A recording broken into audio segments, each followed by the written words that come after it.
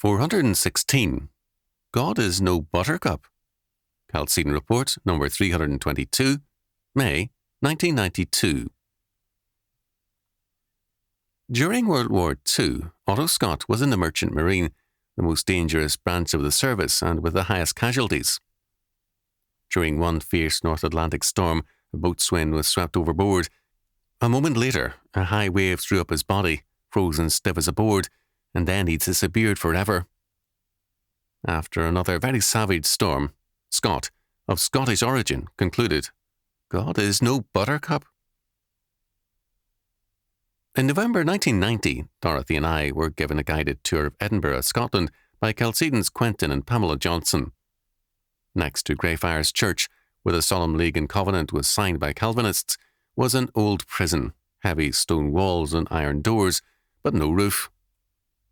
Guards walked along the top of the walls, where the prisoners, awaiting trial, often died of exposure or froze to death.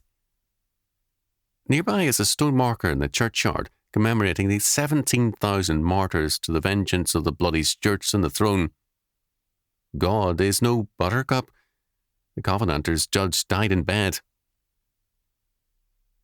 At present, the armies of Turkey and Azerbaijan, the Azeri Turks, are massed on the Armenian border.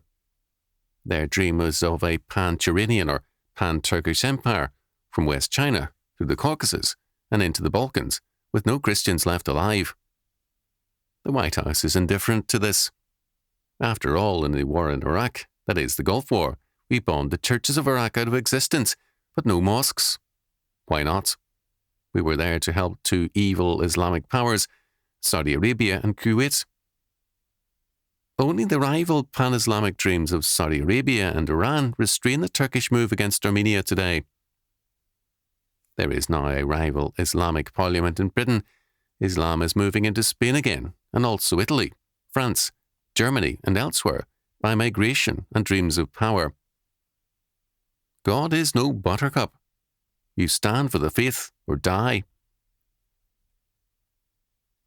Some years ago, a wealthy couple issued me an ultimatum. Turn premillennial or pre-tribulationist, or they would leave the church. Mrs. B said indignantly, I refused to believe that a God of love would put me through the tribulation. After all, I gave up smoking and dancing, which I adored for him.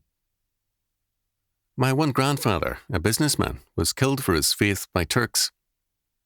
My paternal grandfather was blinded by them because he preached the gospel. When he memorized vast portions of scripture and continued to preach, he was killed. God is no Buttercup. The B's left the church. Two friends and supporters, James and Angel Belazakian, called last night. They are in prayer, like me, about the dangers facing Armenia. They observed that criminals are motivated by a desire for instant gratification. So too, they said, are all too many church people, especially the, quote, rapture, end quote, pre-tribulationists. But God is no Buttercup. We are told in 1 John chapter 4, verse 8 that God is love. In 1 John chapter 1, verse 5, God is light. In Hebrews chapter 12, verse 29, we are told, our God is a consuming fire. In Exodus chapter 34, verse 14, we read, for the Lord, whose name is jealous, is a jealous God. We are told many, many more things about God, all true, but none totally encompass his meaning. Only the rationalists are fools enough to believe that God is totally comprehensible. What we cannot do is to define God, especially in terms of our present-oriented concerns.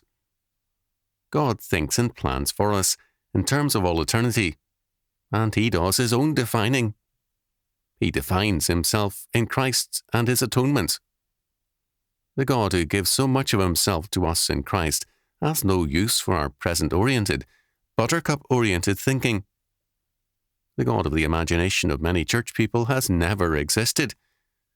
The God who is a living God is alone to be believed and obeyed. God is no Buttercup. We live in a sin-filled world, and we want peace therein, and peace with that world. No way.